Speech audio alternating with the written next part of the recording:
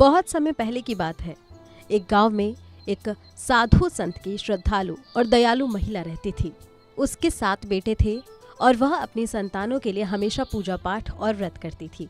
एक बार दिवाली से कुछ दिन पहले वह जंगल में मिट्टी लेने गई ताकि घर की लिपाई और सजावट कर सके। जंगल में मिट्टी खोदते समय गलती से उसकी खुरपी से एक शाही की मौत हो गई।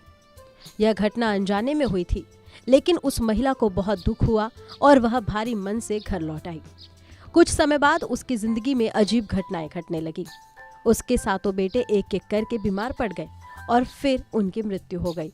महिला बहुत परेशान हो गई और उसे यह एहसास हुआ कि शायद यह शाही के बच्चे की मौत का परिणाम हो सकता है। वह समझ गई कि उसने अनजाने में जो गलती की थी उसी का दंड उसे भुगतना पड़ रहा है। अपने पापों का प्रायश्चित करने और अपने बेटों की जान बचाने के लिए उसने देवी अहोई की तपस्या करने का निश्चय किया। उसने अहोई माता की पूजा शुरू की और सच्चे मन से उनसे माफी मांगी।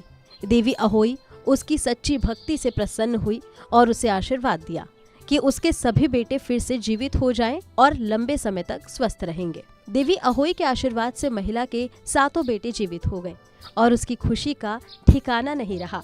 उस दिन से उसने संकल्प लिया कि वह हर साल अहोई अष्टमी का व्रत रखेगी और अहोई माता की पूजा करेगी। इस कथा से यह संदेश मिलता है कि सच्चे मन से की गई प्रार्थना और भक्ति का फल अवश्य मिलता है। किसी की नादानी से हुई गलती का प्रायश्चित करने का सही तरीका ये है कि उसे दिल से स्वीकारे और ईश्वर से क्षमा मांगे। अहोई अष्टमी का व्रत और पूजा माताओं के अपने बच्चों के प्रति समर्पण, प्यार और ममता का प्रतीक है।